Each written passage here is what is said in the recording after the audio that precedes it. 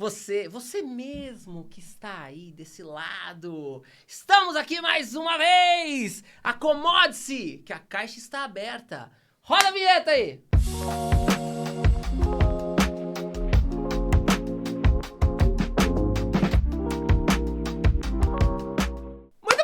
Eu sou o Caio Miller e estamos aqui na sua, na nossa caixa de discos. Esse canal maravilhoso que falamos sobre música e de tudo que a rodeia nesse universo maravilhoso, não é mesmo?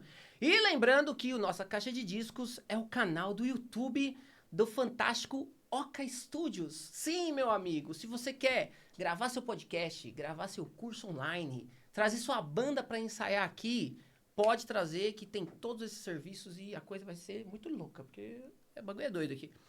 E lembrando também que aqui o Oca Studios está inserido dentro da Scala Music aqui, loja e escola de música mais famosa de Osasco e região. Se você precisar de instrumento, fazer aula, pode procurar aí que é nóis, beleza?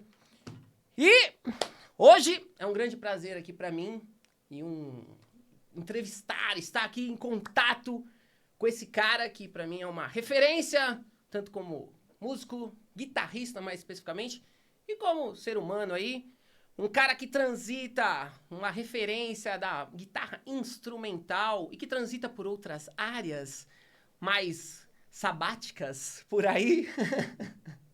Ele, o homem, a lenda, Michel Lemes! Ei, mano. Deixa eu ver, ó, já bati no microfone. Não tem problema, assim que é bom. Muito obrigado, agradeço muito por ter-me aqui. É o Ronaldo que está lá, Ronaldo, prazer em conhecê-lo. Pois é, meus amigos.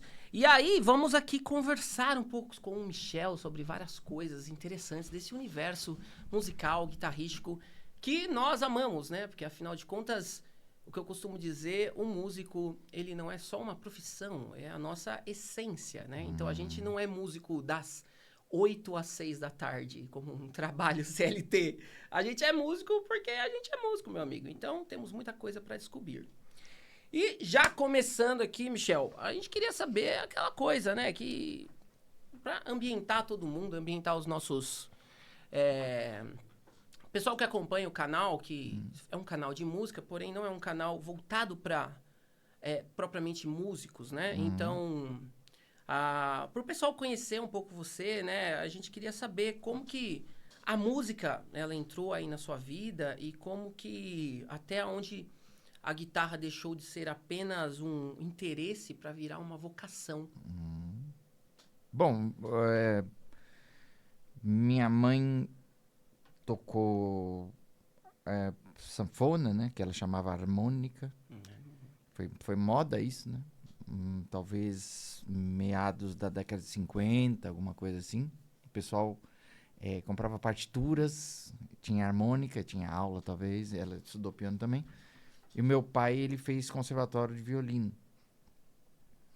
E quando eu nasci, eu fui o terceiro de três irmãos. Terceiro de três irmãos, mas eu fui o terceiro filho depois de 10 anos do segundo filho deles. E aí, já tinha vitrola e tal. Minha irmã gostava de Beatles, Paul McCartney. Meu irmão ouvia Jimi Hendrix, essas coisas. E meu avô, que morava na mesma casa, porque a casa do meu avô é num terreno, assim, lá na Vila Santa Isabel, Zona Leste. Que a primeira casa era dele, aí tinha a casa do meu tio Lilo, aí tinha a minha casa aqui, com os meus pais. E a horta do meu avô. Aí eu subia lá, tava meu avô tocando violão bem pra caramba. Então ele foi um grande incentivador também, porque eu vi ele tocando muito bem, sozinho. Então essa ideia de tocar solo mesmo, eu já tinha um grande exemplo dentro de casa, né? E o meu avô, ele teve a paciência de me ensinar os primeiros acordes e tal. Então eu comecei a, sei lá, rodar discos na vitrola e quebrá-los com 2 anos. E com 6 anos eu comecei a querer tocar mesmo, sabe? Pegar o violão e meu avô falar, peraí, toca isso aqui. Daí eu tocava os acordes, decorava e começava a acompanhar ele. E é muito curioso isso, porque depois de um tempo ele me ensina umas sequências, sabe? Aqueles 4 acordes de uma tonalidade. E você toca uma porrada de músicas e aí ele não me falava que tom que tava. Ele começava num tom e mudava. E eu ia com ele, não sei como é. entende? Ia fluindo assim. Foi um aprendizado muito amoroso. Porque meu avô não precisou ser linha dura comigo, né? Como alguns professores de música entram nessa loucura, né? Tipo o sargentão de filmes americanos. Pode crer. Então assim, refletindo sobre isso agora, meu avô nunca foi ríspido comigo. Então ele me ensinou com todo o amor e a gente tocava junto. Que é uma coisa que eu faço com quem estuda comigo, por exemplo. A gente toca junto direto. Por quê? Porque nós estamos trilhando um caminho, tem as músicas e a gente toca junto. Então quem faz aula presencial, eu acabo informando, ferramentando e a gente acaba tocando junto. E nessa hora, não é professor e aluno, né? São duas pessoas, dois músicos. No caso, E só fazendo um parênteses, eu posso dizer isso com propriedade porque eu faço aula com o Michel aí. E justamente, estamos na evolução, né? A aula acho que é algo muito que agrega, né? Agrega pro professor e agrega pro aluno e tal. Então acho que é algo muito interessante essa troca. É uma via de mão dupla, né? sim, e na possibilidade de sobrevivência hoje em dia, assim, eu comecei a trabalhar com música, meu primeiro trabalho com música foi aula. Né? E eu vi que ia ser por aí, porque tocando, você pode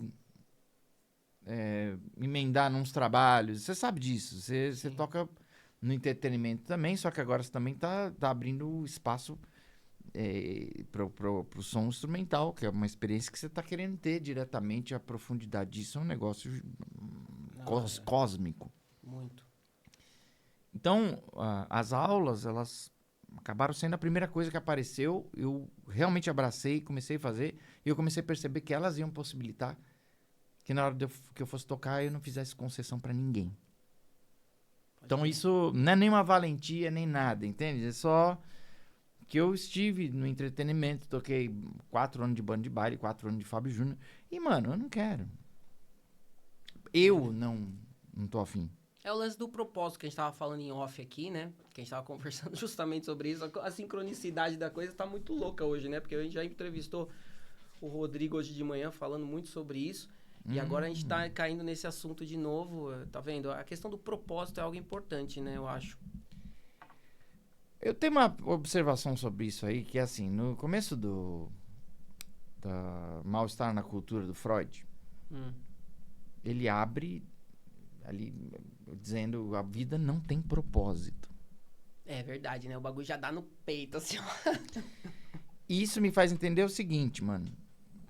Aí eu vou dar a minha visão, eu não sei nada sobre psicanálise, mas vou dar a minha visão a partir disso e a partir da minha observação diária. Se eu tenho só um propósito, tipo, eu falo pra você aqui, meu propósito é tocar. Isso aqui, eu ia estar aqui reclamando de estar aqui. No entanto, eu tô aqui com o maior prazer, entendeu? Tomando mal cuidado pra não falar besteira, porque vai ficar gravado aí. Mas é um prazer estar aqui falando do que a gente ama fazer e trocando essa ideia, né? Inclusive o Ronaldo tá ali na técnica, eu falei pra ele, participe porque daqui a pouco ele vai ter alguma coisa pra comentar com a gente. Mas, ou seja, num dia, nós temos vários propósitos. Pode crer. Então, se eu tenho um propósito só, tudo que eu vou fazer vai ser um saco, porque eu não tô fazendo aquilo que eu quero fazer. No entanto, se eu estou presente e ligado na necessidade de cada momento, eu tenho vários propósitos num dia. E assim, acumulando pela vida, certo? É verdade. Então, assim, definir termos à parte, porque eu não vou me agarrar nessa questão de propósito ou não propósito. Não é importante. Porque a gente acaba observando que o mais importante é você estar presente em cada oportunidade que você estiver vivendo, que você estiver interagindo ali. Então, isso é assim, é só uma observação. Sim. Não, mas eu acho legal esse lance do...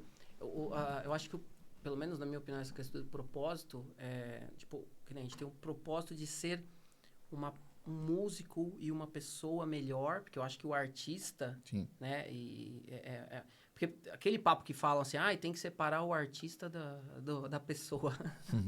Isso é um buraco meio baixo, é bem difícil de acontecer isso. Então, eu acho que o nosso propósito como evoluir como músico é evoluir como como pessoa e evoluir em alcançar a nossa necessidade de expressão da forma artística, talvez, né?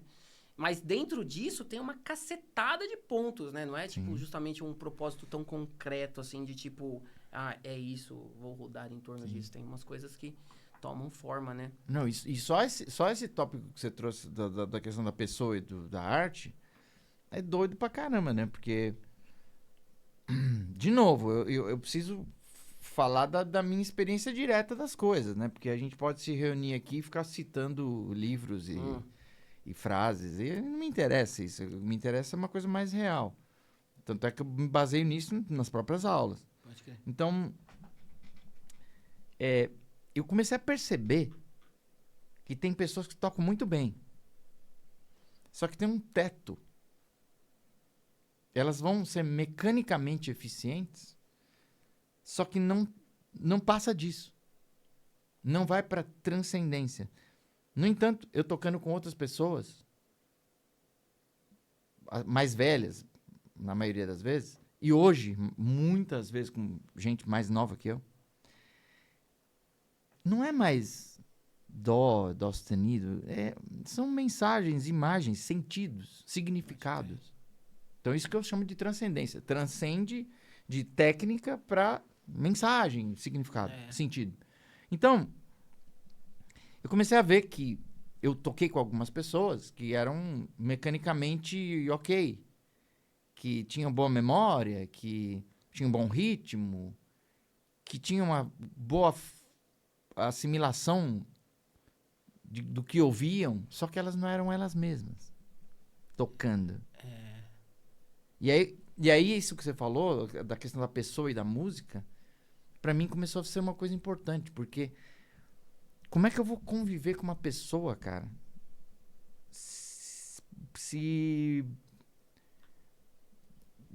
Deixa eu refazer. Como é que eu vou tocar com uma pessoa se no convívio ela tá em eterna disputa, por exemplo? Pode crer. Entende? Sabemos que hoje eu vou falar mais aqui, porque no caso é uma entrevista e tal, mas tem todo um bate-papo, tem uma troca. Mas conversando, a gente tomando um café, entende? Eu preciso te ouvir, cara, né? Quando você vai na aula, você fala da tua semana, do teu mês, eu preciso te ouvir. Você vai me dar informações que vão ser decisivas para aquela aula. Exatamente, pro negócio dar certo, né? Então, eu comecei a perceber esse limite.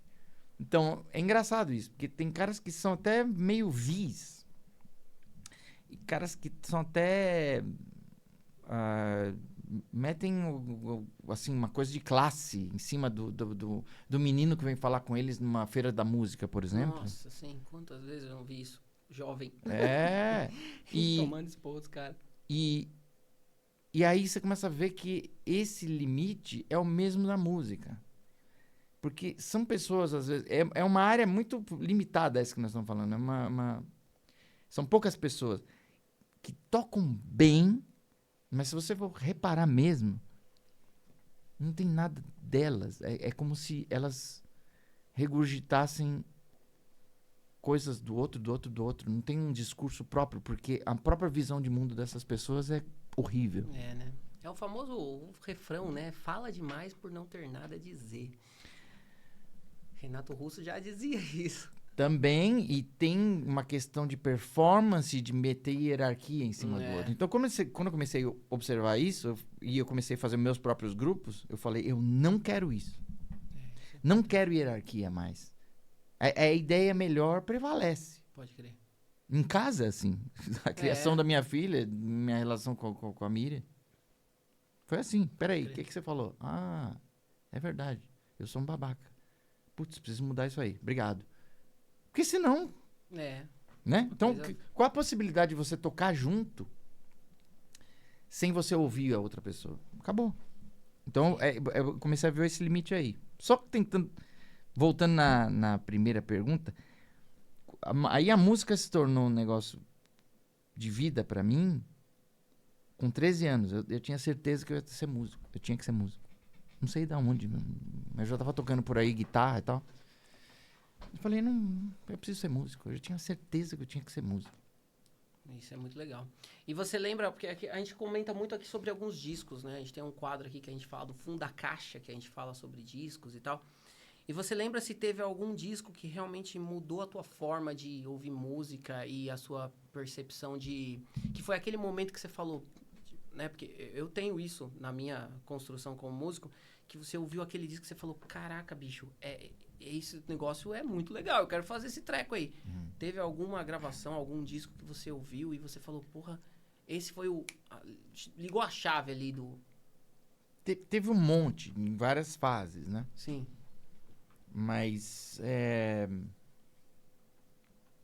quando eu era criança, por exemplo, ela era mais ou menos o nível de atenção que as pessoas têm hoje, né? É uma música de 3 minutos. Pode crer.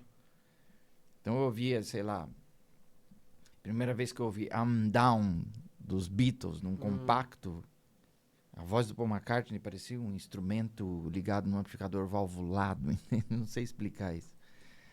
Eu falei, nossa, isso é o que depois eu vim entender como isso é heavy metal, entende? Não é exatamente, mas tinha aquela pegada, Essência, negócio visceral pra cacete. E quando eu via meu avô tocar também, mano.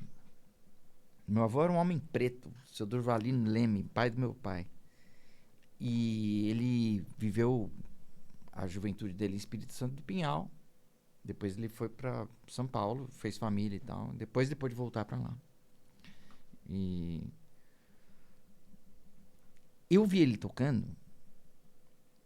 E eu vi ele tocando com uma garra, mano. Que é uma coisa que quando você repara nisso, não dá pra você desreparar. E isso me pegou muito. Porque eu vi ele tocando. E ele tava realmente tocando, mano. Ele não tava ali passando tempo na sala da casa dele, onde a gente se reunia, sabe? Então, isso fez uma puta diferença pra mim. Só que não foi uma música em específico. Pode crer. Mas essas coisas, por exemplo... Atitude, né? Essa coisa do paixão, da visceral. Sim. Essa coisa visceral de você tocar o instrumento e você ter a necessidade de jogar no instrumento o que você quer falar e que muitas vezes por palavras a gente não consegue e você joga aquilo no instrumento. E eu acho que eu entendo isso porque, né, ao longo também da minha trajetória eu vi vários caras, inclusive você, né? Eu já comentei sobre isso. Essa coisa de tocar realmente. E outros caras já falaram, né? Sobre a sua maneira de tocar, que eu acho muito legal essa coisa da vontade mesmo de tocar, né? E como talvez eu tinha isso, quando eu vi isso no meu avô, acendeu a minha, né? Pode Sei crer. lá, uma chama acende a outra, não Pode sei. crer. Mas ao longo do tempo, por exemplo, o meu primo Lilo, que eu vi outro dia, querido, ele me mostrou o primeiro disco do Van Halen, a primeira vez. Foi inacreditável, mano. Né? O 78 ali, realmente, aquilo ali é uma coisa avassaladora. Aí eu tava perto dos 10 anos ali, não sei se eu tinha 8, 9. E aí eu ouvi o disco inteiro, mas assim, a pegada falei, nossa. Depois, poucos anos depois, veio o Malmsteen, né? Acho que é de 84, Rising Force. Por aí. Inacreditável. E só que nessa fase que eu já comecei, eu ouvi o Malmsteen tirar as coisas, não sei o quê. Não tirava muito bem, não. Só tirei para o que eu entendia e ajudou muito na minha técnica e tal. Mas eu comecei a ouvir o que chamam de jazz junto. Que aí foi esse negócio que é uma complexidade harmônica embaixo. Então, você improvisa. Só que é o seguinte, o terreno que você tá tocando em cima, ele é completamente... né? Não é uma pista ali, o asfalto lindo pra se acelerar. É um treco mais tortuoso, né? Sim, mas justiça seja feita. Se a gente ouvir coisa do Van Halen, coisa do Malmsteen, eles estão tocando em cima de mudanças também, certo? Sim. Só que é diferente, é outro mundo. Não dá pra tonal, comparar, talvez, entende? Tem cara que faz uma comparação, de comparar o peixe e o pássaro, quem é melhor. Não é pô, estupidez. não tem nada, Mas esse negócio começou a me chamar a atenção porque eu senti que eu ia precisar disso aí pra viver como músico, entendeu? E realmente é fato, porque eu tinha eu tinha 15, 16 anos, eu comecei a tocar com Tuta Bastos, que era um cara da ZL, eu acho que ele era da ZL, e o Pierre. O Tuta Bastos tocava violão e cantava, e o Pierre tocava percussão, então ele levava uma timba às vezes era batera. E eu tocava com esses caras, 2 caras pretos, swingueiros pra cacete. E um repertório lindo. Só que eu chegava com uma Ibanez com corda 08 e plugava em qualquer merda que tinha, né? E uma Mesa. Floyd Rose? Essa não... Não tinha. Essa não tinha, acho que é uma ponte normal.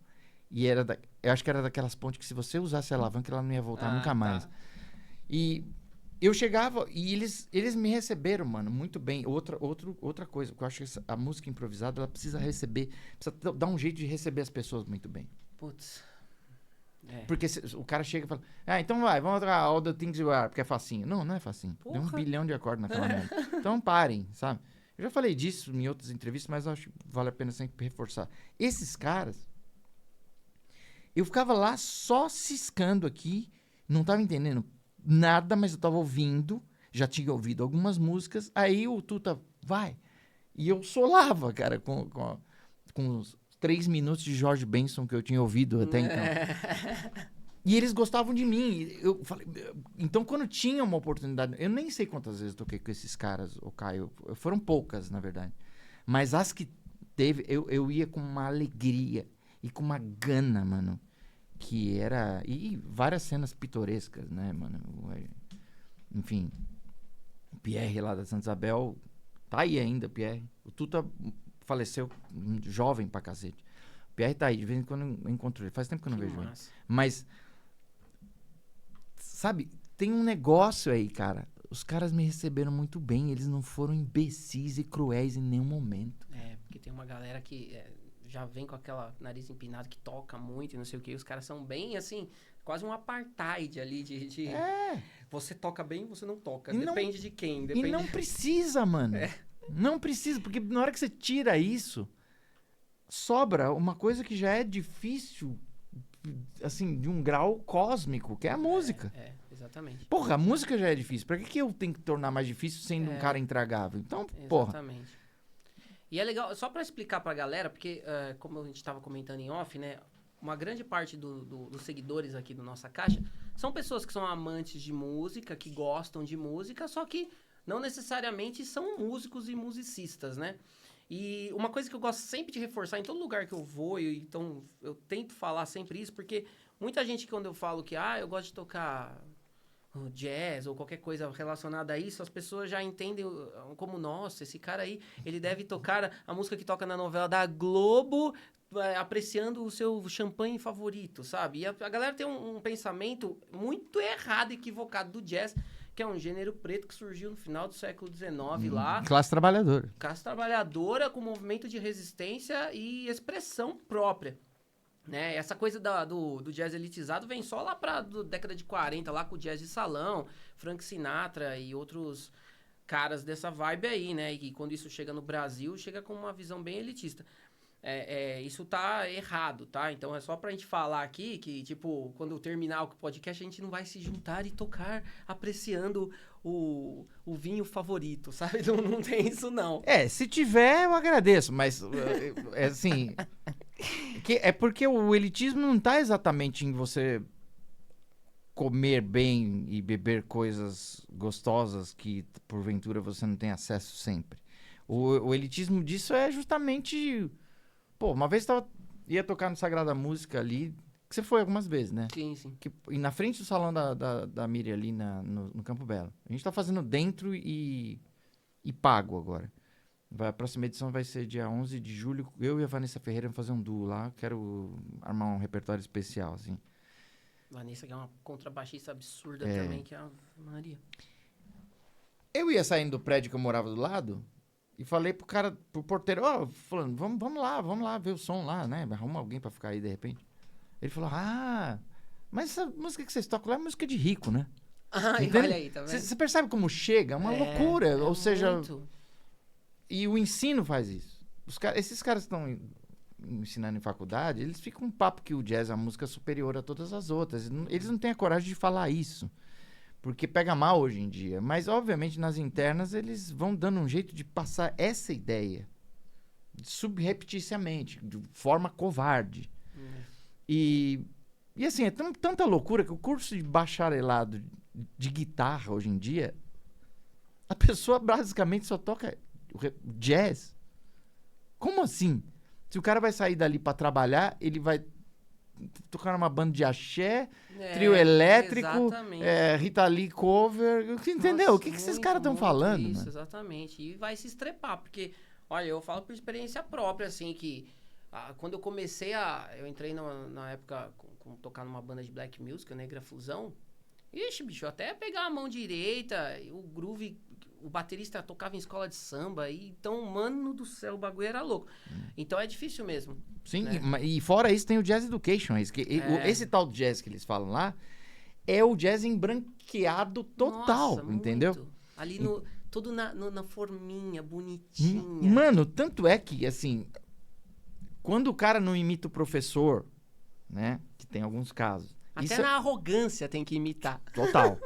Quando o cara não imita o professor, eu tenho visto, porque eu participei de várias jam sessions, assim, direto, nas últimas 2 décadas. E desde que o Jazz Education fez acampamento aqui, que foi mais ou menos no começo de 2005, são já 21 anos disso aí,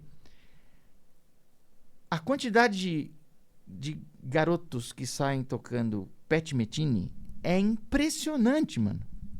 É o mesmo som, é a mesma pegada, frase. o mesmo tanto de ligaduras, é mais ou menos a mesma frase. E é sempre horrível, porque, obviamente, tá longe de ser a manifestação daquele... Só que aí tem um jogo também, porque o pequeno burguês, ele vai... Cara, essas faculdades estão custando o quê? 6 conto. Nossa, não sei. Qual a família que tem 6 conto por mês? Pra bancar só o ensino de uma pessoa. Então é um bando de pequeno burguês que tá indo lá e faz o jogo também. Me dá esse diploma, eu saio tocando essa bosta aqui e o negócio é o capital social, meu. Exatamente. Entende? Então é bonitinho, tem feijãozinho, né, bem criado, com ovo maltine, sei lá. Sem Menino propaganda. bom, né? Olha como esse menino E aí toca. vai lá e toca aquela porra, lá preenche aquele espaço tocando o que a guitarra jazz deve soar. E não tem nada a ver com a manifestação mesmo, porque se você ouve Charlie Christian, Barney Kessel, Wes Montgomery, cadê o Pat Metheny? Entende? Então, é um papo assim de branquear o bagulho. Eu sei que o Barney Kessel é branco, mas o Charlie Christian é preto e o Wes Montgomery também. Então, é que você vai reparando nisso, cara. Eu não tô fazendo nenhuma tese aqui, tá? Eu acho que a gente precisa trazer questões. Eu trago as questões dentro do alcance que eu tenho. E eu tô reparando nisso, cara. Então, discutam isso, porra. Porque todo mundo tá vendo isso e todo mundo fica quieto. Por quê? Porque quer fazer o jogo também. Quer tá no meio dessas rodas de trampo. Por quê? Porque tá todo mundo ferrado. Exatamente. Entende? Então, o cara que não tem grana, ele vai querer estar perto do menino formado lá, que é amigo dele na tal da faculdade. E ele fez um negócio gratuito ali, se virou. E é o que os caras ainda vêm falar assim, que você precisa ter networking. Então, e vai fazer o jogo também. E vai Não é contato, é networking. E vai se calar. Só que assim, eu tenho conversado com as pessoas e quando a gente vai beber uma cerveja depois de, por exemplo, fazer uma jam session na EMESP, eu converso com as pessoas que estão, os alunos e alunas. O papo é outro. Né? As pessoas sabem o que está acontecendo. É. Então, eu acabei caindo na música improvisada, que eu não chamo de jazz. Eu respeito a arte e eu respeito essa história. E é genial, porque você pega uma música do Roberto Carlos, improvisa em cima, faz uns puta clima. Isso é uma das essências disso aí. Não é só a linguagem, só a ideia de você pegar um fragmento, por exemplo, de uma peça, sei lá, da Chiquinha Gonzaga. Você pega um fragmento e cara, 10 minutos você improvisou em cima daquilo, 15, e é um tesão. Foi divertido e é uma ideia. E é discurso, e acontecem coisas. Então, isso é genial. Sim, com certeza. Agora, a reprodução da linguagem, eu vou tocar como músico. Cara, eu já tive essa pira no começo, porque a ideologia tá aí, entendeu? Eu também ficava transcrevendo coisas, mas eu comecei a reparar. Eu não vou transcrever como os caras falam, vou transcrever 5 solos nessa semana. Quantos solos você transcreveu nessa semana? Não, eu pegava só a parte que me interessava. Sim. Então, eu comecei a sacar o meu mecanismo para eu não perder tempo. Para eu não entrar e virar um burocrata que nem esses porra desses professores. Assim, tem que ter faculdade, mas não do jeito que é. Sim.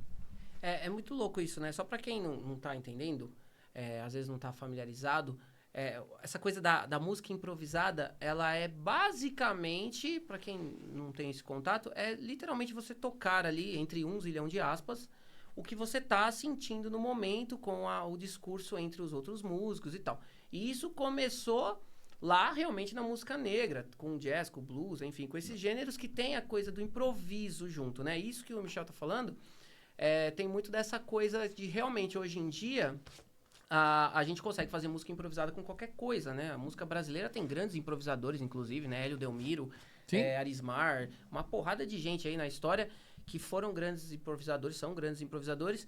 Então, é que quando a gente fala essa coisa, o nome jazz pegou, porque é uma coisa que acabou vindo junto, né? Acabou sendo meio que a referência, o termo, né? Que nem você falar, sei lá, guitarra distorcida, pensar em heavy metal, ou sei lá o quê. Mas não necessariamente uma coisa é uma coisa e outra coisa é outra coisa. Entendeu? Mas isso pra mim também tem uma concessão aí no meio. Porque se você bater na tecla e falar, não chama essa porra de jazz, eu chamo de música. Sabe? Legal, ninguém briga comigo por causa disso. Mas acaba que as pessoas vão se inserindo nisso por causa dos trampos, por causa de estar naquele lugar, por causa de tocar naquela casa. E aí... Na casa que normalmente tem jazz no nome. E Exato, que normalmente são as piores. mano. Quando a casa tiver jazz no nome, você já fica esperto, Exato. viu? Tem algumas que são bem caloteiras, inclusive. Sim, então algumas que colocaram o pagamento a prazo como regra, entendeu? São os canalhas, entendeu? Não era assim, você tocava e recebia na hora, mano, sabe? Você não é a Ambev. Você não vive de eu sei que eu toquei hoje, vou receber daqui a 60 dias ou daqui a 15. Isso é uma estupidez, não tem razão nenhuma pra isso. E os caras fazem giro com dinheiro de bilheteria também. Então, esse negócio do jazz e esses termos todos americanoides aí, que se fala, inclusive tecnicamente, drop, não, é inversão, porra, boa, sabe? E etc. Tudo isso é uma concessão para as pessoas, na dúvida, com medo de não ter trampo, elas começam a abraçar a linguagem. E aí, quando você abraça a linguagem, é uma coisa delicada, cara, porque a linguagem não fica só na forma. É que nem você falar, eu consumo esta música. Não, você ouve essa música. Eu consumo proteína. Não, você come, você se alimenta de proteína. Essa transição de significados que tem na linguagem é um negócio podre, nojento e ideológico pra caramba. Não, ideológico demais. Só que, olha só, como o cara percebe que isso é um novo jeito de falar, aí ele vai e fala pra se mostrar atualizado. Nossa, e aí acabou. Muito, muito. Olha, eu vou dar um exemplo aqui da minha esposa, ela trabalha no universo corporativo. E tem muito dessa coisa. Eu falo, mano, como é que vocês suportam? Vamos fazer uma call. Que porra de call, mano? Liga, faz a ligação. É ligação de vídeo? Então é ligação de vídeo. Temos um budget pra gastar. Porra, é orçamento de dinheiro. Porra, por que vocês precisam ficar falando assim, isso mano? É isso aí. Uma lambibota do cacete também, vou te falar. Eu não vou entrar nesse mérito, senão eu vou ficar raiva. E assim, o Caio, indo pra uma coisa que eu ainda não comentei nessas entrevistas e tal. Mano, não é a questão de você admirar uma manifestação artística, não é o jazz. Por exemplo, eu gosto do Wayne Shorter, eu gosto do John Coltrane, eu gosto do Art Tatum, eu gosto do Alice Coltrane. Eu vou descobrindo também, o Chick Corea. Eu amo coisas, eu não ouço tanto guitarrista assim, mas o Hélio Delmiro, tive a oportunidade de até tocar junto, conversar um pouco e tal. E foi momentos muito legais, assim. E o Heraldo Monte... menos, talvez, mas muito legal também. Menos, não de legal, mas menos conversar, assim. Sabe? Às vezes eu ficava até com vergonha de conversar com os caras, né? Mas... porra, eu admiro isso. O Tony Horta, a mesma coisa. Eu pude tocar junto também, conviver, trocar uma ideia aqui e ali, ver coisas. Legal. E você aprende muito mais tocando junto também do que... Nossa, sim. E falando é legal também. Você aprende muito. Eu tive mais oportunidade de conviver, por exemplo, com o Nenê, que é o senhor Realcino Lima Filho, né? Que é um puta batera, compositor, toca piano bem pra cacete. E eu tive a oportunidade de começar a tocar com ele em 2001, mano. E até outro dia a gente tava tocando junto. É um cara que eu amo e que nunca vi falar merda e fazer merda. Então, não é a questão o jazz. Peraí, esse aqui, ó. Ó isso aqui. É que nem um álbum, você não vai gostar de todas as músicas. Então tem o nosso discernimento também. que vai formando quem a gente é. E aí vai vir também o álbum que eu lanço, a pessoa vai falar, essa música eu gostei. Ela não tá obrigada a gostar da outra. Então, só que isso vai passando à frente, como sempre foi. Só que agora, cara, o esquema de precarização de tudo tá chegando num nível bizarro, porque você lançava um CD e você vendia 200, 300 cópias, você tava pagando essa produção e bancando a próxima. Hoje, os caras estão pagando fração de centavo por play. E é um negócio que, beleza, é assim, então tá bom. E o que isso significa pra todo mundo, entende? Então, por exemplo, eu tô fazendo álbuns ainda, mano, vendendo pacote digital, você sabe bem. E algumas pessoas compram e colaboram realmente pro projeto continuar. Mas assim, que nem eu vi um troço no Instagram, é gritar no deserto. Só que assim, cara, eu não vou parar de fazer. Sim. Por quê? Porque eu toco as músicas ao vivo. Chega um momento que a gente fala, vamos gravar? Vamos. A hora que você ouve o que você gravou, não é um narcisismo, mas você fala, porra, mano, ainda bem que a gente tocou isso. Olha o que tá acontecendo aí. Olha as coisas que aconteceram. Olha as interações. Olha as coisas junto, que você tá falando de sincronicidade. Olha o que aconteceu aí junto, sem combinar nada. Eu acho que isso é muito importante. Eu acho que essa coisa de tocar é muito importante. Isso não tem preço, mano. Eu falo pros meus alunos, eu falo, sai tocando com o vizinho, sai tocando com o amigo, sai tocando com todo mundo. É aí que tá o negócio. E realmente se grava, se escuta, vê, posta vídeo lá.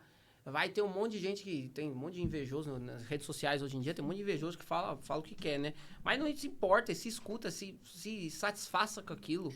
Evolua a partir do que você acha que tem que evoluir, sei lá. E, mano, isso que você tá comentando também, eu acho que é um tópico que a gente pode entrar um pouco, que é o seguinte. Eu ouço as coisas que eu toco.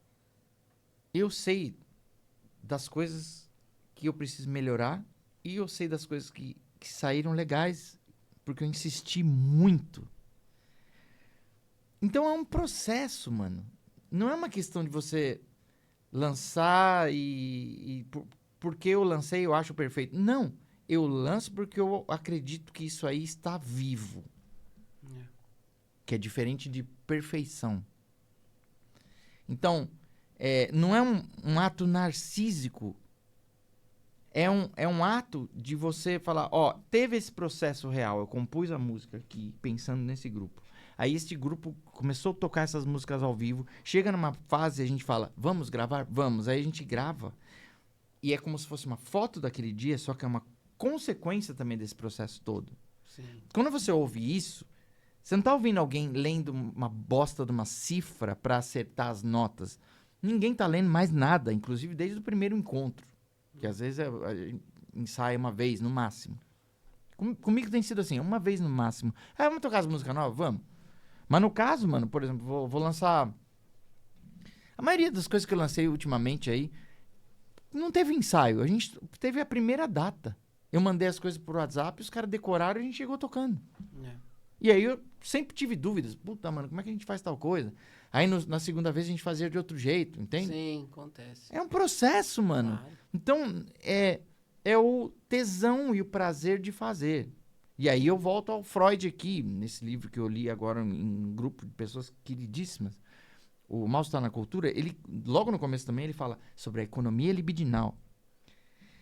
Resumidamente, é a conta da gente de prazer, né? Continha lá de... Cara, se der, eu vou escolher ter prazer. Sim. Isso é cada vez mais proibitivo para quem é músico.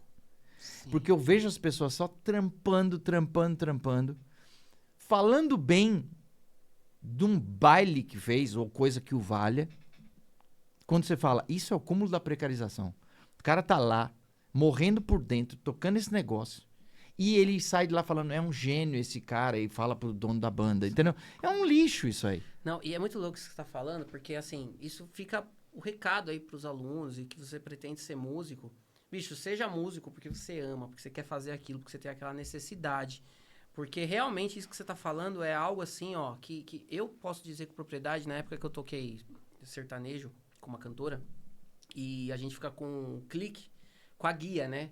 Então, tipo assim, tá lá tocando, tá o clique, tá os VS, se às vezes na banda não tem, sei lá, um teclado ou qualquer coisa assim que tá no VS, Aí, de repente, o cara fala assim, agora é o especial tal, é a convenção X, e não sei o quê. E você tá tocando ali, e você tem que tocar aquilo ali, ó, alinhadinho, de um jeito. Mas quem faz, tudo bem também. Todo mundo sabe o calo onde aperta, tem que pagar as contas, tá Claro, tudo bem. Não tô claro. falando que você não tem que fazer isso porque...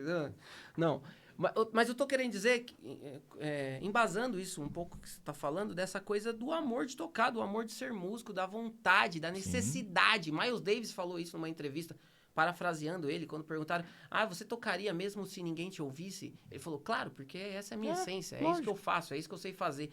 Então, acho que fica essa dica aí pro pessoal, né, que tá nos ouvindo, e até o Rodrigão aí, que tá querendo seguir na área de músico, né? Né, Ronaldão? Então, mano, faz o bagulho, porque se você ama e faz com tesão em fazer. Caio, eu fui num workshop do Mike Stern uma vez, em 96, ele falou um negócio assim, não sei se alguém falou pra ele, ele falou, olha, se você quer ser músico, não faça isso. Agora, se você tem que ser músico, é a melhor profissão do mundo. E outra, mesmo se a gente falasse, não toca mais sertanejo, vai greve geral. Não, isso não é real. Não adianta eu falar aqui. O que eu tô falando é outra coisa, né? Que eu acho que é importante hoje em dia, principalmente com a cognição das pessoas atacadas em todos os momentos, né? É importante falar esse negócio. Nós vamos ter que trabalhar. Só que é preciso observar no nosso dia a dia quais são os momentos em que a gente vai viver. Porque se a gente deixar, a gente só vai trabalhar, inclusive, nas horas que a gente poderia viver. Eu tenho uma puta sorte, porque eu comecei... eu trabalhei com aulas trabalho com aula desde 90. Mano, antes de vir pra cá... Ontem, por exemplo, foi aula o dia inteiro. Tive que repor por conta de uma situação de família e tal. Beleza. Organizando lá, ligando, falando com os caras. Tal hora, pode ser. E aí remaneja o outro. É uma doideira, mano. Então é trampo. Vou ter que trampar. Só que cada pessoa precisa fazer um cálculo e ver onde vai ter música e não só trampo. É só isso. Porque isso, hoje, eu não vou ser ingênuo de falar que isso é revolucionário. Isso não é revolucionário. Mas isso é absolutamente necessário. Então, esse é o recado, essa é a reflexão. E tudo está aberto. Eu não estou vindo aqui com verdades fechadas absolutas. Eu estou descrevendo também como eu faço. Por exemplo, é difícil, mano. Eu vou continuar lançando álbuns. Mas, como é que é? É duro, mano, porque você lança um pacote de digital, anuncia, faz vídeo, pá. E, cara, é difícil vender isso. Só que o pouco que vende já colabora para pagar uma parte da produção, pelo menos. Sim. Então eu tô pagando para fazer. Só que como eu tenho parceiros de muito tempo, eles facilitam certas coisas para mim. Entende? Eu não vou fazer isso num estúdio caríssimo que tem lá, por exemplo, no meu bairro. Mas seria uma coisa imbecil. Seria entrar também numa trama de consumismo completamente atear fogo às próprias vestes, né? Não vou fazer isso. Então a gente vai fazendo até pensando na própria produção do álbum para ser possível de chegar no final e se falar, foi tudo um prazer. Desde de gravar, mixar, masterizar. Não, desde compor, desde tocar ao vivo, isso eu já falei. E depois, fazer a capa. Às vezes eu chamo um amigo fazer a capa. Eu faço a capa. Fiz agora do Limiar, que vai sair sexta-feira agora. Que é eu, o Caio Pamplona e o Tommy Coelho. Tinha feito uma capa, eu falei, putz, não sei. Aí eu fiz tava no meio de um desenho lá, que eu demorei mais de um mês pra fazer. Eu falei, acho que é esse aqui, mano. Aí fiz um lance lá. Pus no efeito de negativo, né? Porque caneta preta no papel branco, aí ficou o desenho branco no fundo preto. Massa. E aí mandei a capa pros caras e eles falaram, legal. Até isso é um prazer. Até escolher a fonte que eu vou escrever na porra da... Entende? Fazer o encarte é um prazer. Agora, tem sabe, tem 50 pessoas só que vão ter isso. Foda-se. É. Eu vou continuar fazendo. Inclusive, fazendo um parênteses, né? Porque justamente aqui, como eu falei, a gente faz vídeos justamente falando sobre discos. E pra quem já assistiu algum dos episódios aí, viu o quanto eu me empolgo abrindo o disco, vendo o encarte, aquela coisa arada toda. Que hoje em dia se perdeu muito aí por conta da questão do Spotify da vida, YouTube, enfim, que não sei o quê. Mas os pacotes que o Michel tá comentando, de discos dele, é muito legal. Você que curte essa vibe, eu curto muito. Tem todo o lance da capa, tem o encarte de forma digital, nos arquivinhos lá, que ele manda tudo. E, inclusive, tem uma coisa que eu, particularmente, é a coisa que eu mais gosto, são as partituras. De analisar as harmonias e ver como que ele pensou ali, uma música X ou Y. E isso é muito maneiro. Se você curte, entre em contato aí com o Michel pra você garantir os vários discos que ele já lançou assim. Eu acho que tem uns 8 já, mano. Já nesse Com o formato que vai digital, sair né? agora quarta-feira são uns 8. E já fazendo um gancho, só pra... Já que eu ia até falar de outras coisas antes, mas você já acabou falando, sem a gente acabar te perguntando, então já foi bom. Justamente sobre essa coisa da música através das plataformas digitais, né?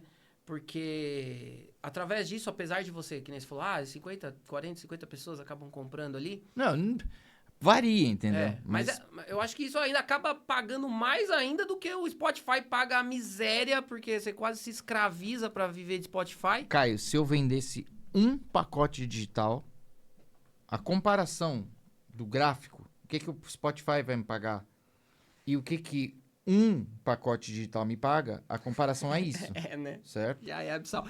E aí eu pergunto o seguinte pra você, assim, em relação a isso, né?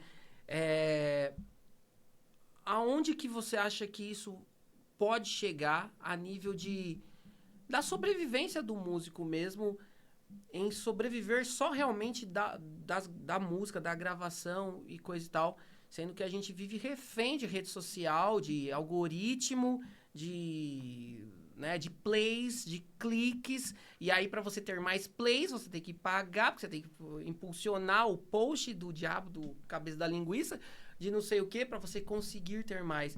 É uma zona, assim, que na minha concepção, eu fico um pouco embaçada, assim, sabe? Não sei aonde isso pode chegar. Bom, é que acho que uma das primeiras coisas é a gente fazer um retrospecto e ter uma crítica com base como é que a coisa se desenrolou. Ninguém de nós votou pelo fim do CD, por exemplo. E embora tenham caras que sempre vão defender o indefensável, né, cara? Tem sempre gente em várias searas podres defendendo o indefensável. E sempre foi assim. Mas hoje, chega, né, através do Instagram, como tudo tá no Instagram, chega um monte de coisa pra nós. E obviamente que não tudo. Porque também o que você escolhe ver vai determinando o que vai chegar depois. Algoritmo. Então, mas essa expropriação, cara... Porque assim, antes, pra você lançar um vinil, você só lançaria um vinil ou se você é rico ou se você tivesse contrato com uma gravadora. Se você tivesse contrato com uma gravadora, primeiro que você ia ser roubado por empresários e pela gravadora, mas ainda a esmola que ia pro artista era assim, comparada com hoje, é o sonho molhado de qualquer pessoa que quer ver de música, né? Beleza. Aí veio o CD. O CD, ele foi um momentozinho em que você fabricava o CD e você vendia o CD. Isto durou... Olha, o primeiro CD que eu lancei foi em conjunto, foi um 2 trio, foi em 2002. Depois eu comecei a lançar os meus. Chegou em 2017, acabou. Ou seja, foi uma janela para mim de 15 anos. Depois disso, acabou. Você não vai... Se você fabricar CD, é porque você é muito louco. Você tá doidão. Então, essa é uma análise muito rápida para você ver o que foi a expropriação que aconteceu. Aí, alguém imbecil, né, que tomou o suco do crack, da meritocracia de manhã, enfiado na goela por algum outro imbecil que ganha dinheiro em cima da imbecilidade dela, vai falar assim, mas você precisa batalhar pra, sei lá, fazer parte de uma playlist legal no Spotify, entendeu? Eu acreditei em Papai Noel até os 8 anos, né? Realmente é algo que é complexo, né? É uma discussão complexa, porque eu acho que hoje em dia todo mundo tem um certo de facilidade em você gravar em casa alguma coisa, gravar no estúdio do amigo, ou sei lá o quê, e subir lá no Spotify, ou seja, na plataforma que você quiser. Mas é um negócio que ficou, assim, um abuso, uma roubalheira do músico e de uma maneira totalmente aceitável socialmente. Por exemplo, se você tem uma vendinha no teu bairro e chega um oxo numa rua, depois de 3 ruas, depois acabou o seu negócio. Sacou? Isso é o que aconteceu. Outra, uma vez um cara falou pra mim, mas hoje é muito mais democrático. Democrático o quê? Se eu fabricava um CD, em média R$ 4 por CD, e eu vendia a 25, que é um preço que a pessoa está ajudando o artista no grande projeto autoral, não é que eu estou lucrando. Se eu estou lucrando, eu vou comprar carro, casa. Não é isso que acontece. É reinvestimento no próprio trabalho. Então não é lucro isso. Isso é sobrevivência. Então, que democrático, porra, que é eu hoje... hoje é mais democrático. É mais democrático o quê, cara? Se eu vendia um CD e eu tinha como receber R$ 25 ou R$ 20, e hoje eu lanço um álbum, gasto para fazer o álbum, coloco ele numa plataforma e durante uma década isso vai significar quantos reais para mim? Nossa, Qual é a democracia nisso? Então, o cara que falou isso pra mim, obviamente, é mais um zumbi desses que está defendendo o indefensável. Certo? Esse sistema de exploração e expropriação, ele será superado. Mas a gente não sabe fazer futurismo, como é que vai ser. Sim. Mas enquanto ele não é superado, vai ter gente que pega a própria dignidade e joga no lixo para defender esse sistema. Eu não defendo esse sistema. Ele é podre. E uma das coisas que ele causa é esse tipo de mecanismo. Olha, não tem mais CD player em carro e nem em computador. Pois é. Se vira. Entendeu? Então, eu acho que essa reflexão, eu já fiz ela em outros lugares, faço aqui com o maior prazer. Acho que não tem repetição, acho que tem aprofundamento nas coisas. Às vezes a gente repete um negócio pra gente aprofundar e descobrir novas possibilidades, de reparar em coisas que a gente não reparou antes. Por isso que é importante a gente conversar certas coisas. Então, veja, eu não sou o viúvo dos CDs. Não é isso que eu estou falando. Estou falando do sistema, de como se expropria uma classe, puxando uma vez só o tapete, assim, ó. E eu acho que também, não sei se você concorda, mas tudo isso faz com que um pensamento vai tomando proporção. Seja nos bares que toca com o dono do bar, ou sei lá o quê. Ou as próprias pessoas que acompanham e acabam enxergando o músico como algo que o cara tá sempre miserável, sempre ali, tipo... Ou até algumas pessoas até acham que aquilo nem trabalho né? Eu já ouvi muito esse ataque, né? Então, eu acho que é muito complicado mesmo. Agora, só complementando uma coisa. Desculpa, não quero... Imagina ficar Mas, mano, essa reflexão, por exemplo, eu costumo brincar, às vezes eu tô em algum carro aí, porque eu não tenho mais carro, aí tô no motorista de aplicativo, eu vejo que dá pra conversar alguma coisa, né? E a gente conversa, e tem sido bom. Eu falo, olha, minha profissão, ela foi pioneira na precarização do trabalho. Quando eu comecei a trabalhar como músico, todo mundo era CLT. E eu falei, putz, eu preciso ser músico. Vou me arriscar aí. Só que, se todo mundo era CLT, todo mundo tem garantias, era um pouco menos difícil você viver como músico. Ou seria um pouco menos difícil você viver como músico num cenário assim. Por quê? Porque a pessoa tem garantias, através do trabalho dela, ela vai poder ir num som, ela vai poder comprar um pacote digital. Agora, quando todo mundo está precarizado e ninguém tem mais direitos, vai sobrar o quê? O cara vai pagar aluguel, a escola, e só as coisas... essenciais. E aí a música já foi pra casa do cacete. Ou seja, não vai colocar o filho ou a filha pra estudar. Por isso que tem essa luta. Quando melhora um pouquinho o país, as pessoas põem o filho e a filha na escola de música. Que é a primeira a te tirar também, quando Exato, o negócio mano. aperta. Ou seja, a nossa profissão, ela ensinou a precarização do trabalho. Gig economy, gig é uma coisa, ganhar por trabalho. Isso veio do vocabulário de músico, cara. Pois é. Entendeu? Então, a gente precisa... Eu acho que ao invés da gente... Como vai ser, eu não tenho como responder. Às vezes a gente pode até...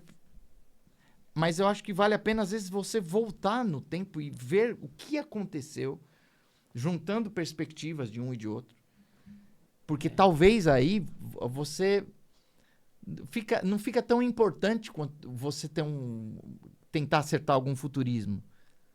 É mais importante você entender o que aconteceu para você calcular os seus próximos passos agora.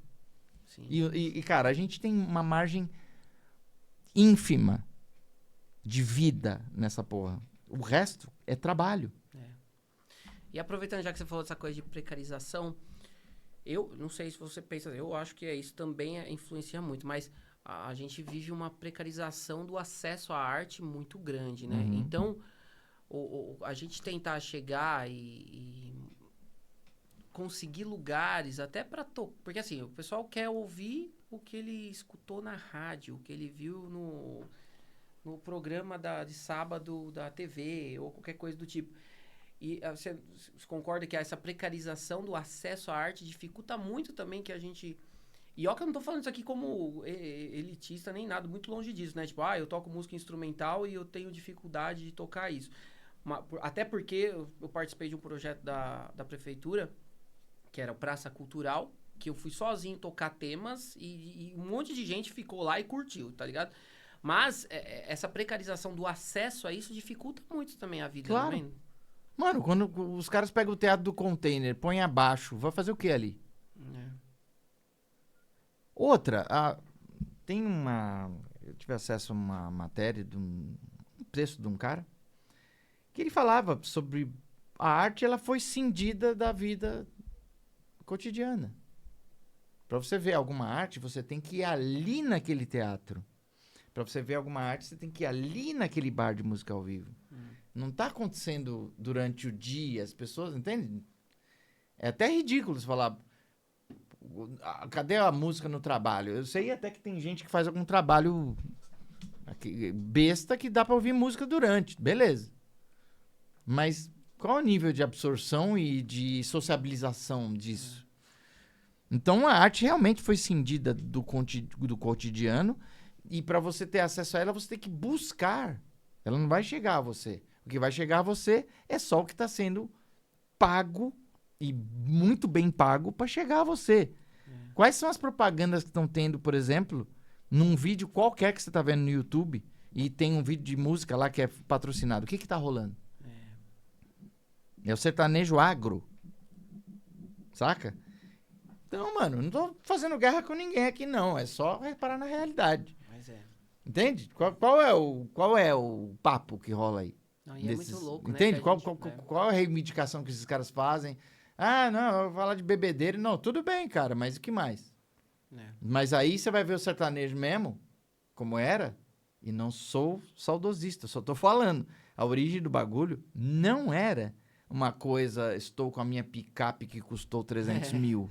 Não, a coisa era tipo assim, a vida sofrida, porque você tá calejado ali, plantando pra male comer. Esse era o papo das porra das músicas. Então, mano, é sistêmico e é ideológico pra caralho. Porque, assim, só os... o pessoal só fala que é ideologia quando é a ideologia que rebate a deles. Mas a ideologia é a ideologia para eternizar o sistema de exploração e expropriação. Essa é a ideologia. As outras ideologias estão aí brigando até entre si. Mas Pois é. a que manda, ela abraça tudo. Desde como se dá uma notícia, a força das mídias que são tradicionais, que são TV aberta, rádio e internet também. E a música. A música que vai chegar nas pessoas não é uma música que chegou lá por mérito próprio. Não, é grana, mano. Né? É grana, é investimento, é cálculo. E é o quanto isso vai render de benefício depois. Só que você falou uma coisa aí que é importantíssima. Eu tenho vivido essa experiência também. Eu toco, eu vou nos lugares. Quem tá assistindo não é músico, cara. Só que as pessoas ficam numa puta viagem ali, entram na viagem com a gente. Entendeu? Então, cara, sabe aquele papo de música pra músico? Isso aí é ideológico pra cacete. Não é isso. Você dá a oportunidade da pessoa ver uma manifestação real. Pode ser teatro, pode ser o que for, mano. Ela é humana. Ela vai entrar naquilo e vai falar, porra, mano, saí um pouquinho do meu cotidiano acachapante e pude respirar uma outra coisa aqui. Só que o sistema não quer isso. O sistema quer que você se dê por vencido. Você fale, não é possível ter outra coisa senão isso. E aí você vai defender, inclusive.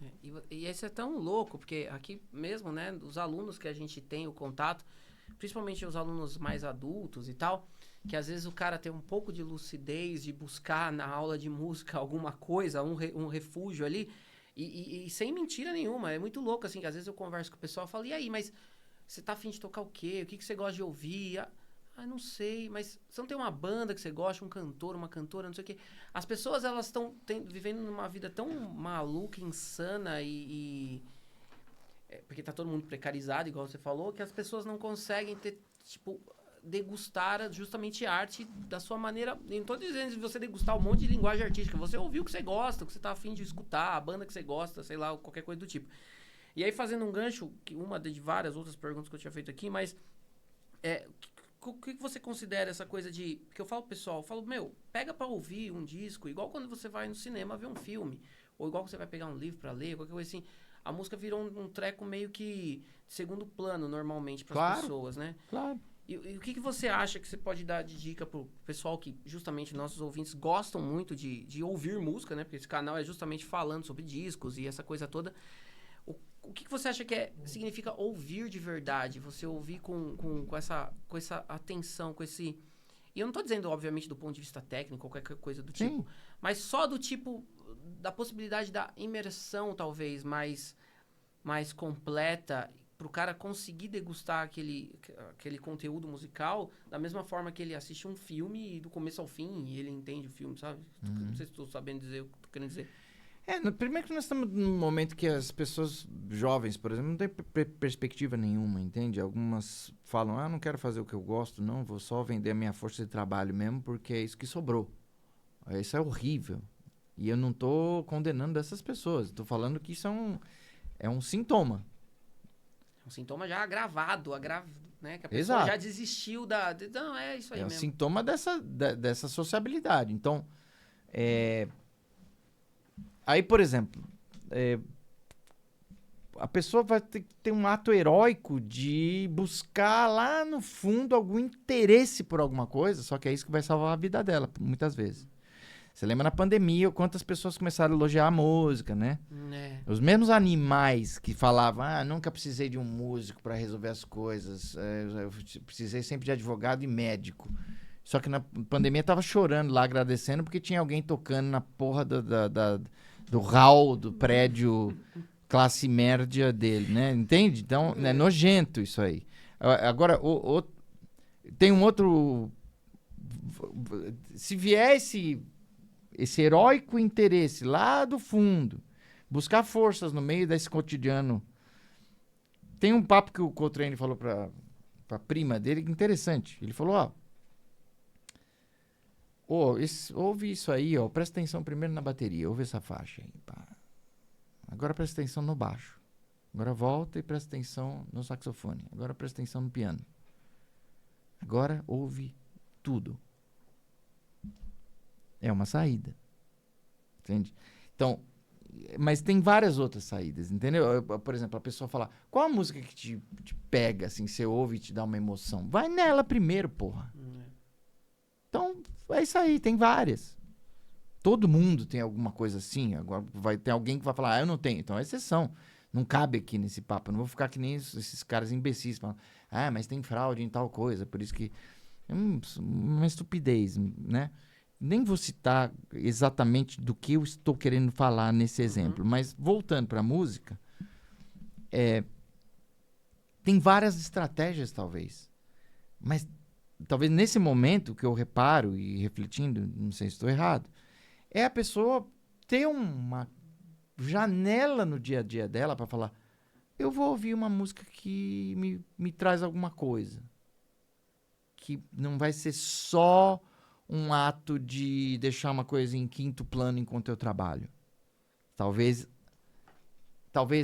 seja necessário só essa janela. Porque cada pessoa vai arrumar suas estratégias, suas táticas. Pode crer. Isso é muito legal. E aí, assim, a gente falou bastante aqui sobre a questão da educação. Eu tinha feito um bloco aqui sobre educação musical, mas a gente falou bastante sobre essa questão da educação musical. Mas voltando um pouco na questão do lance dos discos e até porque, né, a gente tá falando dessa coisa de ouvir e eu acho que é justamente a gente carrega. Eu tenho alguns discos assim que são fundamentais, né? A gente até começou a comentar no começo, mas que são fundamentais nessa coisa da formação, justamente porque você, sei lá, eu tive essa experiência, por exemplo, a primeira vez que eu ouvi por exemplo, Power Slave do Iron Maiden, eu falei, meu Deus do céu, que coisa insana é isso. E eu peguei e ouvi aquele disco 1 milhão de vezes. E com outros assim também, né? Sim. O próprio o volume 4 do Sabá, Sim. enfim. O Roots do Sepultura, que é um disco que eu gosto muito, enfim. E aí, uma das perguntas que eu tinha pensado é se você se lembra de algum disco, obviamente que você já deu algumas referências, né? Do seu avô e tal. Mas tem algum disco que você realmente teve alguma influência ali fundamental na sua formação que você falou do Rising Force, etc e tal, mas alguma coisa que foi realmente fez você ter embasou a formação ali, talvez, sabe? Bom, tem vários. Tem um amigo muito querido que é o Wilson Teixeira, que foi um dos grandes improvisadores que eu toquei junto. Agora não tá mais no Brasil, mas a gente tocou junto um tempão. E ele me indicou vários discos. Um deles é o Extensions, do McCoy Tyner. Que é um clima tal que eu gostaria de ter presenciado aquela sessão de gravação, sabe? Então eu gosto tanto desse disco que eu queria estar lá. E tem outras coisas, tipo a Love Supreme, ou essa época aí do Coltrane, tipo 65, 64. Tipo, tem um disco que chama Transition do Coltrane que eu voltei a ouvir, que é muito... É intenso, mano. Eu nem recomendaria isso pra pessoa ouvir primeiro. Ouve com outras coisas do Coltrane. Ouve o John Coltrane, o Johnny Hartman, que tem umas baladas bonitas, o cara cantando e o Coltrane solando ali, o McCoy acompanhando lindamente. Ballads do Coltrane. Depois do John Coltrane, do Duke Ellington, e aí vai pra frente. Tem coisas do Toninho Horta, por exemplo, tem uma música chamada Francisca que eu acho belíssima, entende? Mas não é o disco todo. Eu gosto dessa música, gosto de algumas outras, tipo Pedra da Lua, entende? Então cada um vai fazendo sua playlist, suas coisas, que vira até afetivo. Tem coisas do Edward Report que eu ouço que não são nem puta troço de improvisação. É um clima que eu falo, puta, eu preciso ouvir de novo isso aí. Sim. Sabe? Tem uma música que chama The Peasant e outra que chama Jungle Book. Não tem nada de improvisação, mas é um puta clima. Eu falo, porra, que legal. Então tem várias coisas assim. Tem uma música do Zavinu que o filho dele gravou ele num piano de hotel, sei lá. Que é bizarro ele tocando, sabe? É uma faixa. Eu ouço isso aí me alimenta no dia. Tem uma balada do Keith Jarrett que tem 1 minuto e 20, não sei. A segunda música de um disco chama The Morning of a Star. Puta, eles gravaram ele improvisando alguma coisa ali. E é muito intenso o bagulho, cara. Você fala, meu Deus, que intensidade. Só que tem tudo ali. Tem espaço, tem discurso, tem continuidade, e ele tá basicamente tocando um tema que ele improvisou na hora. O começo do La Scala também, do Keith Jarrett, é lindo. 6 minutos, até os 6 minutos, não sei. Louco. E outras, por exemplo, desculpa, Não, mas Alice Coltrane tem um disco belíssimo que chama Translinear Light. Tem uns puta momentos lá lindos. Ela tocando o órgão Wurlitzer na faixa de abertura. Tem coisas que são lindas, mano. E eu... Sabe, você fala, eu quero fazer isso. Eu ouço um tchá-tchá é um bugalú do Elvin Jones num disco que o Richard Davis chama Raunchy Rita. Eu falo, eu quero compor isso, só que o meu, entendeu? Sim. E por isso que eu fico tentando fazer um monte de tchá-tchá. Cada um mais peculiar que o outro. Mas eu não chego nunca nisso aí. Mas é legal você ter um horizonte, assim. Isso puxa a gente. Então aí eu sei que eu tô misturando a audição com a criação também. Sim. Mas... E tem coisa de música clássica, por exemplo. Várias obras do Stravinsky que eu piro demais. Coisa do Olivier Messiaen. E eu tô gostando de tocar com várias pessoas também. Eu toco com a Viviane Pinheiro. A gente tem um duo. Eu toco com a Vanessa. Às vezes a Vanessa faz uma introdução, falo, meu Deus do céu, cara. Sabe? Pra onde isso está me levando? Tem várias pessoas também. Não vou só citar algumas, mas tem muitas parcerias. Porque só pra vocês entenderem, o Michel é um cara que ele toca com muita gente de forma, tipo, não é a melhor palavra, mas de forma itinerante, né? Porque você vai tocando com vários grupos diferentes. E eu acho que isso traz muito dessa coisa, tudo que a gente vem falando da música improvisada e instrumental improvisada, ou cantada também, não é só instrumental, né? Dessa coisa da troca, da conversa, do diálogo, que é muito importante, né? E só para fazer um gancho em relação a isso que a gente está falando, dessa questão dos discos, uma outra questão que eu tinha pensado aqui se alguém quisesse começar a ouvir a música instrumental agora, começar a entrar nesse meio da música instrumental, começar a se ambientar com isso, já que, como a gente estava falando, isso é uma coisa muito difícil de chegar na maior parte das pessoas, né? Você tem algum nome, um disco, alguma música que você fala assim, uma sugestão, né? Óbvio, igual quando você sugere, esse aqui é o bolo do dia, quando você vai na loja de bolos, tá ligado?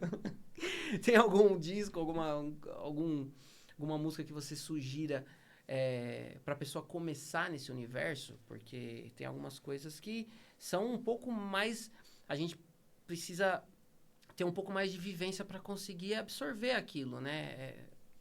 E algumas coisas são um pouco mais, talvez... que eu não queria falar isso porque vai soar que é tipo, soa como simples ou qualquer coisa assim. Mas que seja mais, sei lá, né? Que nem, por exemplo, eu gosto muito do disco do Chet Baker que ele canta lá, por exemplo. Que eu acho bonito pra caramba. É meio depressivo também, mas é muito bonito. Então, alguma sugestão que você tem sobre isso? Por exemplo, eu ouvia rock pra caramba e metal, e eu comecei a ouvir Frank Zappa. Não era exatamente... Porque eu comecei a sacar que tinha uma puta composição ali, uma caneta nervosa. E a improvisação que rolava é sempre um acorde só, ou então algum blues maior ou menor. E eu falei, não, legal, tranquilo, eu reconheço o estilo dele tocando guitarra, eu acho que é um cara único, né? Mas não era bem isso, isso foi me levando para outras coisas.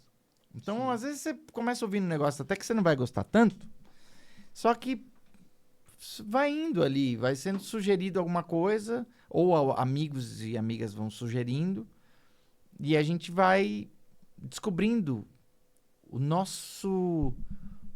nossa área de interesses dentro, por exemplo, do jazz. Entendi. Saca? Porque eu não gosto de certas coisas, eu não insisto em certas coisas. Eu ouço as coisas, por exemplo, tem um disco do Coltrane que chama Kuluse Mama, que é lindo. Só que não tem o puta solo do Coltrane ali, é um clima louco, mano. Então, sabe, o Sonny Rollins também, ele gravou com essa cozinha do Coltrane, que era o Elvin Jones de Jim Garrison, tem um disco que chama East Broadway Rundown. Tem uma música lá que chama Blessing in Disguise, que é... Eu volto a ouvir aquilo, sabe? Então, às vezes, não é nem a execução. Por exemplo, eu tenho o solo do Bye Bye Blackbird com Miles Davis do Coltrane, que é sempre isso foi uma grande abertura pra mim. Assim como vários solos do Wayne Shorter, por exemplo, ele tocando Molasses Run, num disco do Weather Report. Quando eu vi realmente esse solo, eu falei, dá pra fazer isso aí, né? Porque eu queria essa intensidade toda que chamam muitas notas. Eu não chamo disso, são faixas de intensidade, saca? Uhum. Só que aí você precisa estar dentro da harmonia, né? E você É. precisa saber onde tá também o tempo. Mas é um processo, certo? Mas essas coisas todas, elas... Então, eu não sei. Talvez alguns nomes que a gente falou aqui, a pessoa vai, procura, não vai gostar. Não sei. Mas acho que o Sim. legal é, se tiver essa abertura do interesse, já tá valendo demais, cara. Entendi. Mesmo se a pessoa ouvir uma faixa que ela não gosta, isso é viver também. Sim. Manja? Às vezes eu tô tocando num lugar e tudo que eu toco tá esquisito pra caralho. Aí eu lembro, eu falo, pô, mano, mas eu tô vivo, ó que legal. Sabe? Faz parte do processo, né? Muito bem. E aí, vindo aqui mais para algumas perguntas um pouco mais, talvez, abstratas, eu acho, né? Isso, um pouco mais subjetivas, mas existe algo que você ainda deseja realizar artisticamente? Você tem algo que você busca, pensa assim, que você fala assim, não, bicho, eu preciso fazer isso, eu preciso gravar tal coisa, ou é algo mais que a vida vai te levando e você vai encontrando o seu caminho no meio do caminho? Tem uns sonhos que são prontos e eu desconfio demais deles, porque eles são adquiridos,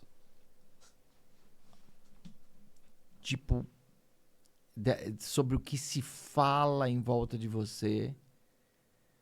E eu já tive esse tipo de coisa, mas hoje em dia o que eu sonho em fazer são as coisas que eu ainda não vislumbro agora. Então, tem certas coisas que acontecem tocando só, jamais vão acontecer sozinho em casa, tocando com percussões do YouTube, né? Eu faço bastante isso para incentivar o pessoal a praticar também, e a minha própria prática, dependendo do dia. Eu não pratico só assim. Pratico muito com a guitarra desligada, eu no sofá e o Todd ali fazendo as coisas dele, e depois que a Miriam vai dormir. Mas essas coisas que surgem tocando, eu quero mais delas. Talvez esse seja o meu sonho. Tipo, quando de repente você toca, depois daquele solo que a dinâmica cai, e de repente o outro instrumento assumiu o solo, você fala assim, caralho, isso foi foda. Tipo, tem coisas que acontecem que você fala, ainda bem que eu saí de casa pra tocar, entende? Isso tem sido meu motor, vamos dizer. Que você dá até aquela respirada funda assim que você porque fala, não importa, "Nossa, você isso tá foi tocando bom." uma música do Ellington, do Hermeto, não importa. Não importa o que tá acontecendo agora. E isso pra mim tem sido uma grande lição acerca das possibilidades de improvisação, entendeu? Porque até no ensino mesmo, nas aulas, eu não fico falando pros caras tirar tal solo e eu toco essa frase. Não, cara, eu mostro ferramenta à pessoa e ela vai buscar o que ela quer. E a gente começa a tocar junto. Isso está mostrando outras possibilidades e coisas muito mais interessantes, porque começa a sair uns negócios que são profundos da pessoa. Ela não ensaiou aquilo. Ela intuiu aquilo na hora e conseguiu pôr pra fora. Então talvez seja o sonho esse, entende? Por mais que seja abstrato isso, eu acho que pra mim não tá sendo muito abstrato, não. Entendi. E uma última pergunta, assim, talvez um pouco mais nessa vibe mais abstrata. O que você diria hoje para o Michel Leme, que quando começou lá a entrar no, sei lá, com seus 20 anos, que você começou a efetivamente dar aula, tocar e entrar na profissão de maneira efetiva, hoje em dia com a cabeça e com a experiência que você tem alguma coisa que você falaria lá atrás, que você falaria, bicho, não faça isso, ou faça mais disso, ou sei lá, faça a mesma coisa que eu fiz? Talvez. Tem duas dimensões aí que eu quero falar. A primeira delas, se eu conhecesse o Michel antes dele nascer, eu ia falar pra ele, nasça herdeiro.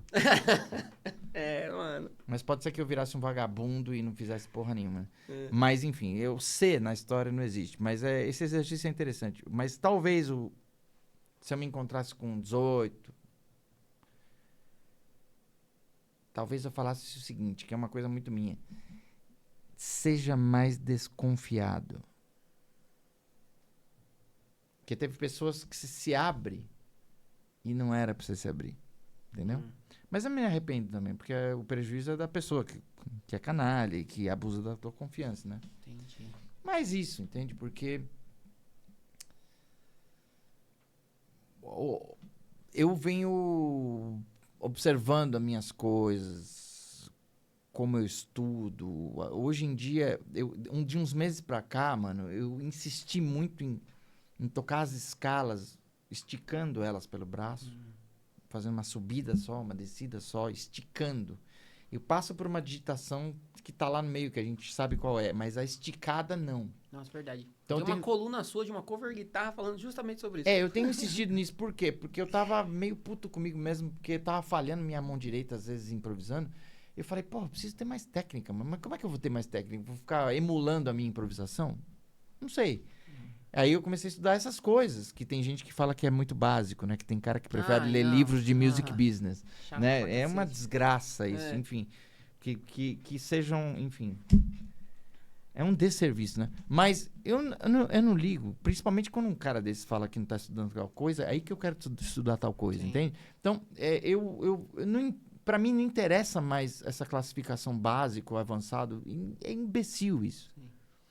Porque as pessoas com quem eu venho trabalhando, por exemplo, trabalhando com aula, cara, se você fala pra esse cara é iniciante, você tá subestimando o cara, não subestime ninguém. É um puta erro.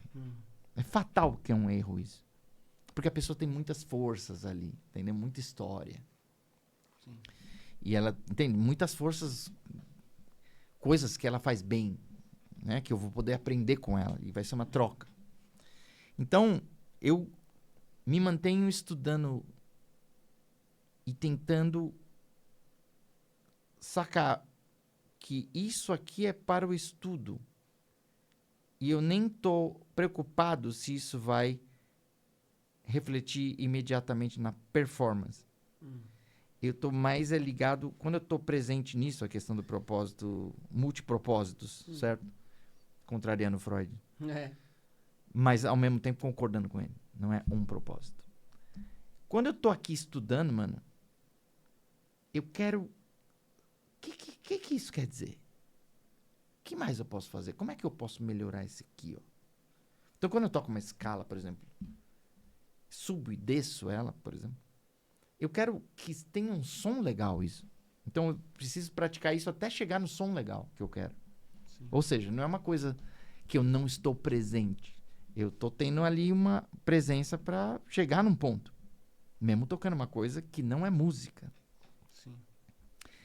Quando eu vou tocar, aí beleza, eu chego para tocar mais ou menos sem esperar nada. Só se é um grupo autoral, eu passei todos os temas em casa para tocar o tema bonitinho. Errar menos, que eu erro bastante. Ah, todos nós. E aí, pá, aí começa a música. E eu vejo o que vai acontecer. Talvez isso tenha me dado mais prazer em tocar, sem esperar muita coisa, sem expectativas. Ao mesmo tempo, você tem expectativa de ter prazer tocando e tal. Você tá presente ali e tal. Então, eu tenho... Tem essa frase do Coltrane que é tipo, o músico estuda ou pratica para se preparar para improvisar. É. Talvez tenha uma grande verdade aí que sirva para nós, mas que cada um adapte isso, né? Então, eu tô acompanhando as coisas que eu faço. Acabei de ouvir, por exemplo, vai ter uma sessão aí de um brother que a gente participou, eu, Richard e o Edson. Ele tá me mandando as mix lá. E eu pude ouvir o que a gente fez no dia. Tem um monte de nota falhando lá pra cacete. Porque foi a primeira faixa do dia que ele mandou. Mas foi prazeroso, porque tá indo em algum lugar. E foi isso que eu reparei. Quando eu vi Barney Castle, por exemplo, ele não era um cara, uma puta técnica. Só que essa nota falhou, mas eu sei onde ele tá indo. E isso me atraiu demais, mano. Porque você não precisa de uma perfeição formal, robótica. Muitas vezes eu tô tocando coisas que estão além da minha capacidade também. Entende? Às vezes eu tô dando um passo maior do que a perna. Isso me ajudou bastante nessa trajetória e me ajuda ainda. Sim. Então, não sei, eu acho que esses papos eles servem pra gente trazer uma outra dimensão do que a pessoa pode reparar se for me ver tocar ao vivo, por exemplo. Mas eu acho que isso não fica só restrito a mim, ao meu universo. Essas coisas que a gente tá falando, eu acho que servem para as pessoas que amam a música experimentarem. Boa, sensacional. Bom, e pra gente ir encerrando aqui, eu queria que você falasse ali pra câmera, falasse sobre os seus projetos, sobre o que você tá planejando, sobre como te encontrar aí nas redes sociais e conte um pouco aí do que você quiser falar. Fala, o espaço é seu. Bom, foi muito gostoso estar aqui, Caio. Obrigado. Quando a gente se encontra desde sempre, sempre é muito legal, sabe? Obrigado. Você é um cara que você se liga nas pessoas, né? Você tá correndo, trilhando o seu caminho, mas você é um cara muito atencioso, você quer realmente, você trava uma conversa que é uma conversa. E aqui foi muito prazeroso também, mais uma fase dessa, né? Mais um encontro desse. E o pessoal me encontra, procura Michel Leme, vai no meu site que tem tudo lá, é michelleme.com. Agenda, Vamos tudo lá, inverter vamos inverter o jogo um pouquinho. Boa, é isso aí então, gente. Então essa foi mais um episódio muito legal, espero que vocês tenham gostado. Em breve, novidades aí nos canais do Oca, do Nossa Caixa de Discos, do Conexão Oca. E, novamente, muito obrigado, mano. Pra mim é sempre um prazer. Valeu, gente. Muito grato. Valeu, valeu. Obrigado, hein? Até.